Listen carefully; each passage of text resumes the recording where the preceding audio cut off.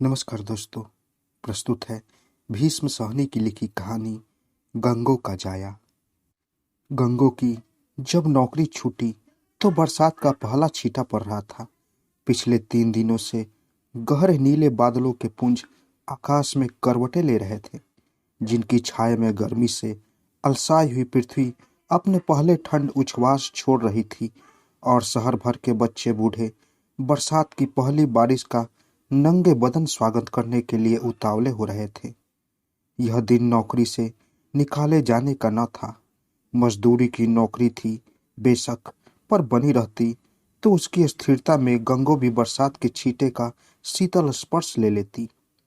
पर हर शगुन के अपने चिन्ह होते हैं। गंगू ने बादलों की पहली गर्जना में ही जैसे अपने भाग्य की आवाज सुन ली थी। नौकरी छूटने में देर नहीं लगी। गंगू जिस इमारत पर काम करती थी उसके लिए निचली मंजिल तैयार हो चुकी थी। अब दूसरी मंजिल पर काम चल रहा था। नीचे मैदान में से गारे की टोकरियां उठा उठाकर छत पर ले जाना गंगू का काम था।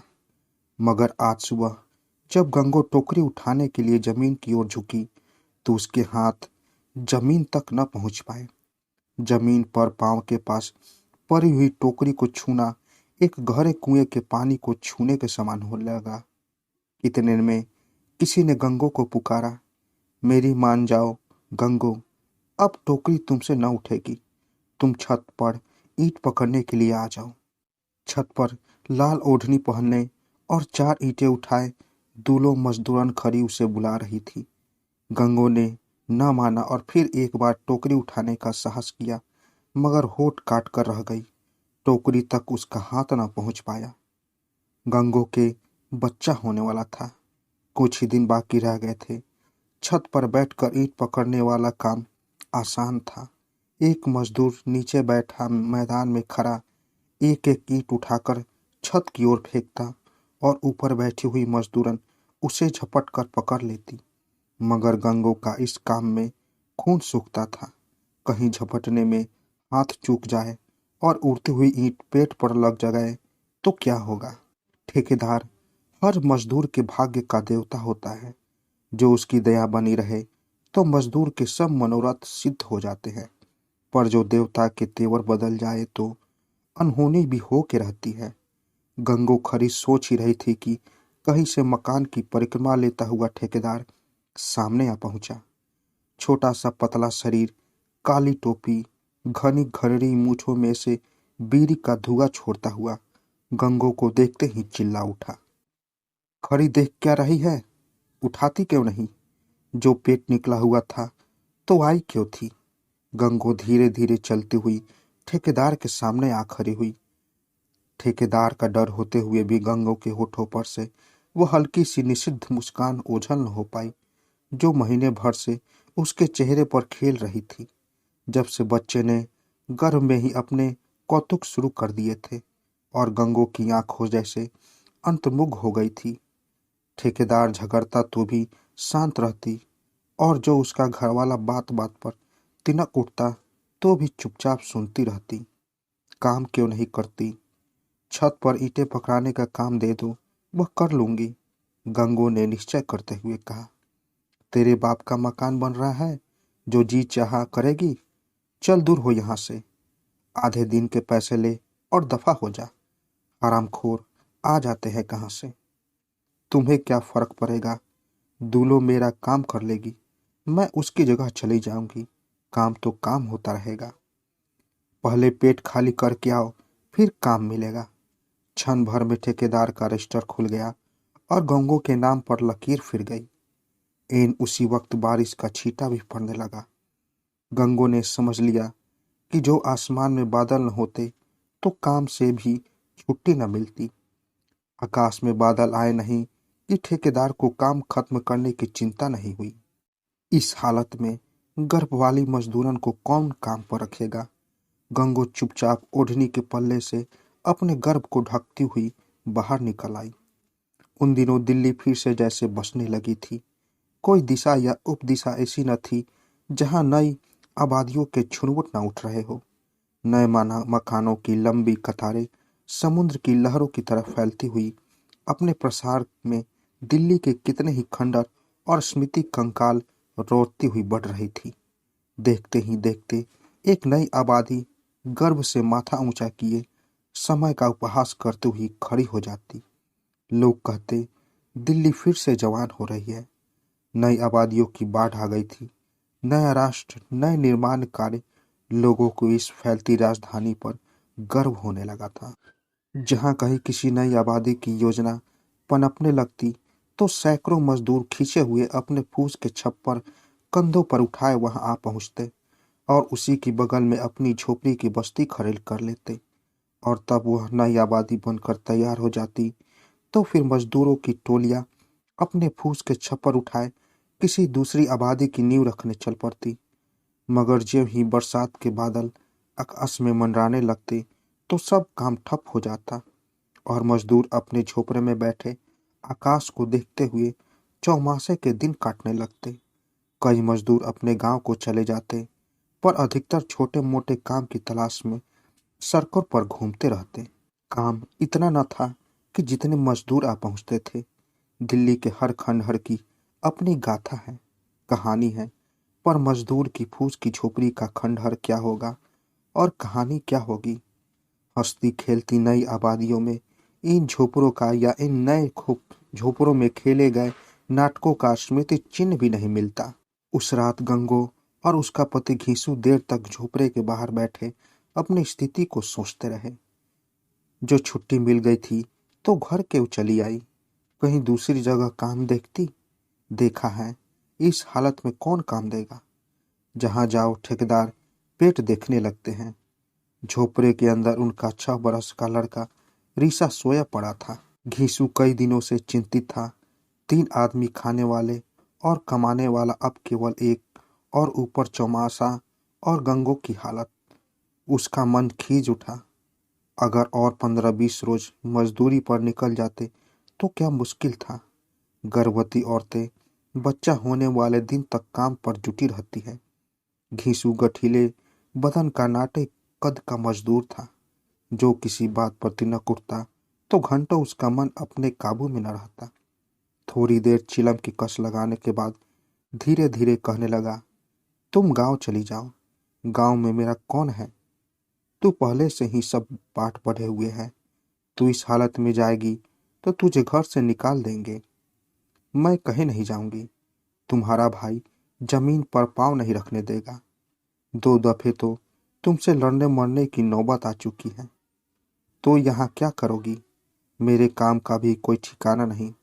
सुनते हैं कि सरकार ज्यादा मजदूर लगाकर 3 दिन में बाकी सड़क तैयार कर देना चाहती है। मरम्मती काम तो चलता रहेगा, गंगो ने धीरे से कहा। मरम्मती का काम से 3 जीव खा सकते हैं। एक दिन का काम है, 4 दिन नहीं। काफी रात गए तक उधेर बुन चलती रही। सोमवार को गंगो काम से बर्खास्त हुई और शनिचर तक पहुंचते पहुंचते झोपड़ी की गिरस्ती डावाडोल हो गई।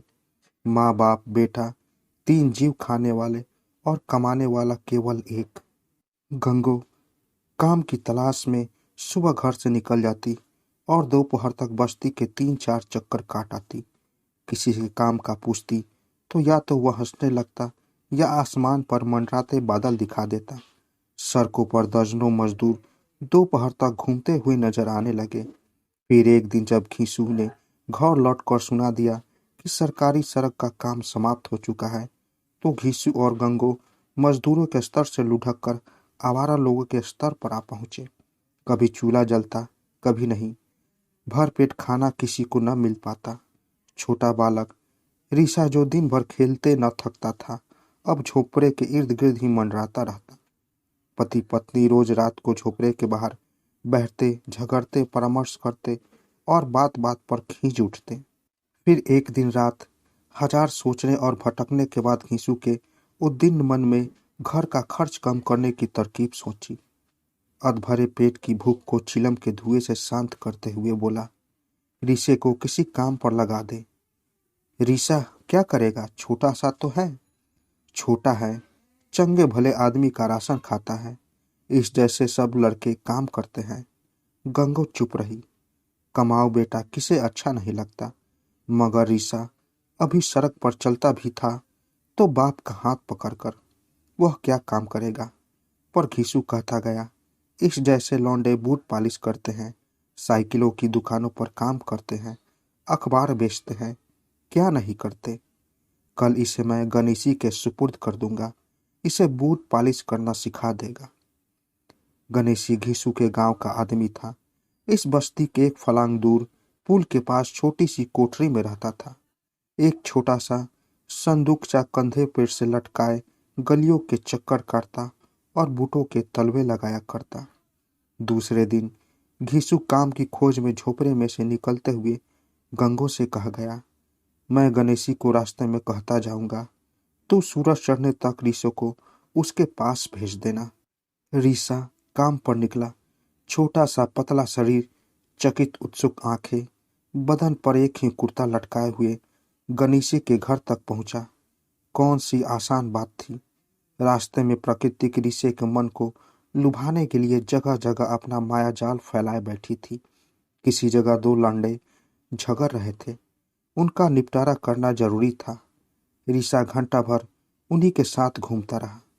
कहीं एक भैंस कीचड़ में फंसी रही थी, कहीं पर एक मदारी अपने खेल दिखा रहा था। ऋषा दिन भर घूम फिर कर दोपहर के वक्त हाथ में एक छड़ी घुमाता हुआ घर लौट आया। कह देना आसान था कि ऋषा काम करे, मगर ऋषि को काम में लगाए नए बैल को हल में जोतने के बराबर था। पर इधर झोपड़े में बची बचाई रस छीन होती जा रही थी। दूसरे दिन घीसू उसे स्वयं गणेशी के सुपुर्द कराया और 5-7 आने पैसे भी पालिश की डिबिया और ब्रूस को ले लिए दे दिया। उस दिन तो ऋषा जैसे हवा में उड़ता रहा। दिल्ली की नई नई गलियां घूमने को मिली, नए नए लोग देखने को मिले। चप्पे चप्पे पर आकर्षण था। ऋषि की समझ में न आया कि बाप गुस्सा क्यों हो रहा था जब उसे यहाँ घूमने के लिए भेजना चाहता था। दुकानें रंग बिरंगी चीजों से लदी हुई और भीड़ इतनी कि ऋषि का लुब्ध मन भी चकरा गया। ऋषि की माँ सड़क पर आंखें गारे उसकी राह देख रही थी। जब ऋषा अपने बोझल पांव खींचता हुआ घर पहुंचा, अपने 6 साल के नन्हे से जीव में वह इतना कभी न चल पाया था जितना कि वह आज एक दिन में। मगर माँ को मिलते ही वह उसे दिन भर की देखी दिखाई सुनाने लगा। और जब बाप काम पर से लौटा तो ऋषा अपना ब्रश और पालिश की डिबिया उठाकर भागता हुआ उसके पास जा पहुंचा। बापू, तेरा जूता पालिश कर दूं? सुनकर घीसू के हर वक्त तने हुए चेहरे पर भी हल्की सी मुस्कान दौड़ गई। मेरा नहीं, किसी बाबू का करना जो पैसे भी देगा। और गंगो और उसका पति अपने कमाऊ बेटे की दिनचर्या सुनते हुए कुछ देर के लिए अपनी चिंताएं भूल गए। दूसरा दिन आया। घीसू और ऋषा अपने अपने काम पर निकले। 2 रोटियां एक चिथरे में लिपटी हुई घीसू के बगल के नीचे और एक रोटी ऋषि के बगल के नीचे। दोनों सड़क पर इकट्ठे उतरे और फिर अपनी अपनी दिशा में जाने के लिए अलग हो गए। पर आज ऋषा जब सड़क की तलाई पार करके पुल के पास पहुंचा तो गणेशी वहां पर नहीं था। थोड़ी देर तक मुंह में उंगली दबाए वह पुल पर आते जाते लोगों को देखता रहा। फिर गणेशी की तलाश में आगे निकल गया। शहर की गलियां एक के बाद दूसरी अपना जटिल इंद्रजाल फैलाए जैसे ऋषि का इंतजार में ही बैठी थी। एक के बाद एक दूसरी गली में वह बढ़ने लगा, मगर किसी में भी उसे कल का परिचित रूप नजर नहीं आया। न ही कहीं गणेशी की आवाज सुनाई दी। थोड़ी देर घूमने के बाद ऋषा एक गली के मोड़ पर बैठ गया। अपनी पालिश की डिबिया और ब्रूस सामने रख लिए और अपने पहले ग्राहक का इंतजार करने लगा। गणेशी की तरह उसने मुंह टेढ़ा करके पालिश पालिश का शब्द पूरी चिल्लाहट के साथ पुकारा। पहले तो अपनी आवाज ही सुनकर स्तब्ध हो रहा था, फिर निसंकोच बार बार पुकारने लगा। 7-5 बार मर्तबा जोर जोर से चिल्लाने पर एक बाबू जो सामने एक दुकान की भीड़ में सौदा खरीदने के इंतजार में खड़ा था, ऋषि के पास चला आया। पालिश करने का क्या लोगे? जो खुशी हो दे देना। ऋषि ने गणेशी के वाक्य को दोहरा दिया।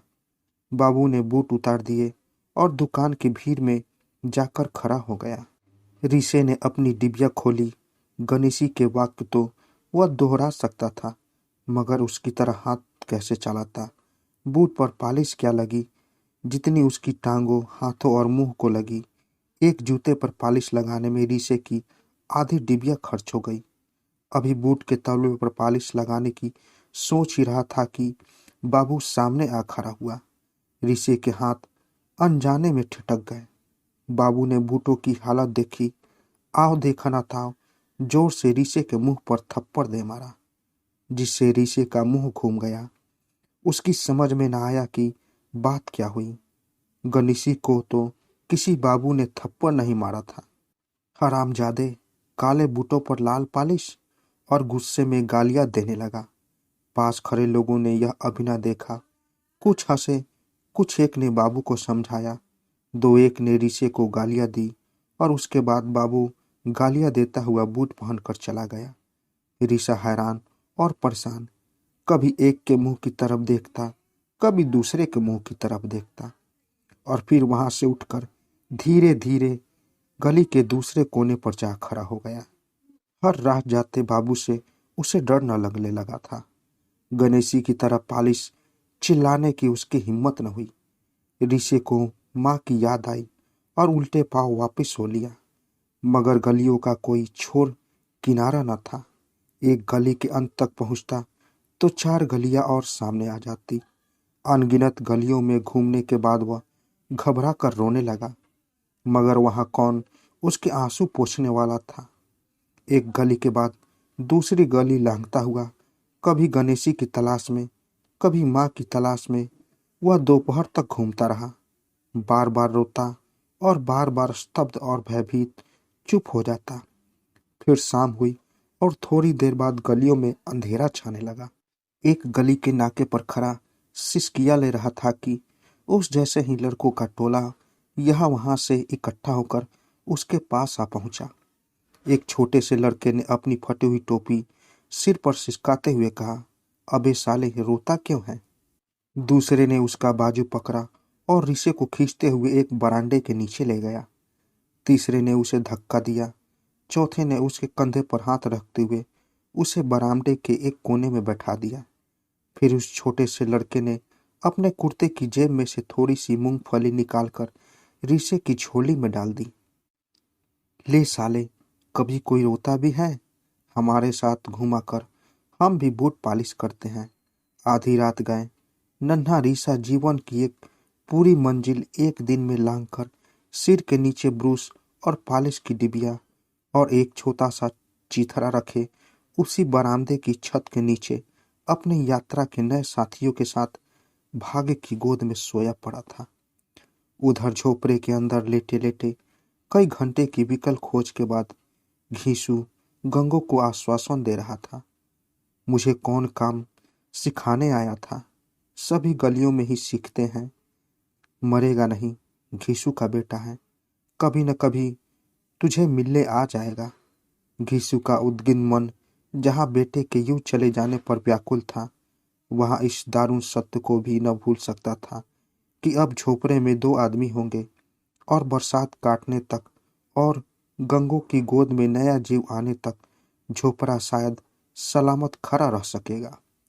गंगो झोपड़े की बालिश्त पर ऊंची छत को ताकते हुई चुपचाप लेटी रही।